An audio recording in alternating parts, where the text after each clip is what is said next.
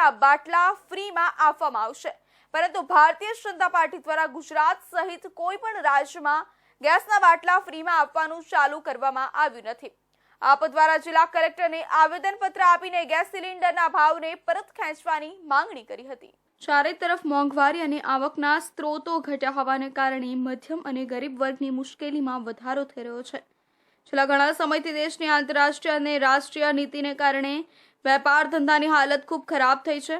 આથી સામાન્ય અને મધ્યમ વર્ગના લોકોનું જીવન જીવવું મુશ્કેલ થઈ ગયું છે। તાજેતરમાં રાંધણ ગેસના સિલિન્ડરના ભાવમાં 50નો વધારો કરી ગરીબ અને મધ્યમ વર્ગીય લોકોના રસોડાના બજેટને મોટી અસર થાય તેવું કામ કર્યું છે। આથી મહેનત મજૂરી કરનારા ગરીબ અને મધ્યમ વર્ગના લોકોને ગેસના ભાવમાં થયેલા વધારો પરવડે તેમ નથી અને જો આ ભાવ વધારો પાછો ખેંચવામાં ન આવે તો કરોડો લોકોને 2 ટાઈમનું ભોજન ખાવાના પણ ફાફા પડે તેમ છે।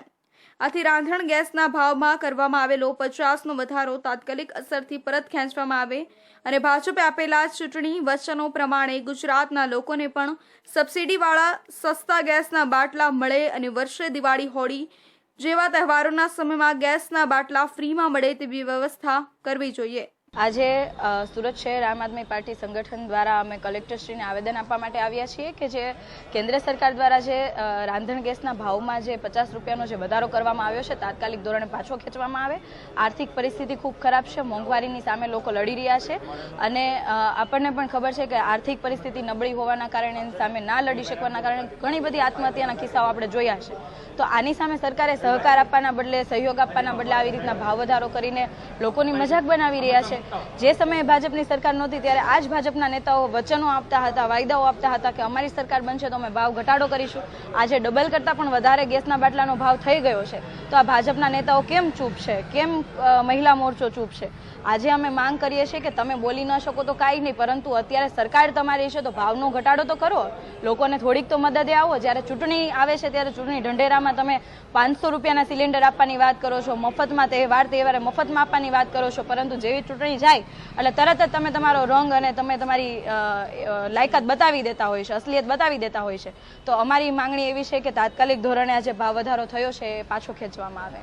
આપના વિપક્ષના નેતા પાલ સાકરિયાએ જણાવ્યું કે કેન્દ્ર સરકારની વિદેશ નીતિ ખાસ કરીને વેપાર રોજગાર ઉપર મોટી અસર કરી રહી છે। કોરોના બાદ ફરી એક વખત દેશના આયાત નિકાસથી લઈને ઉત્પાદન ઉપર વિપરીત અસરો દેખાવાની શરૂ થઈ છે। દેશના ગરીબ અને મધ્યમ વર્ગના લોકોની આવકના સ્ત્રોત વધી રહ્યા નથી।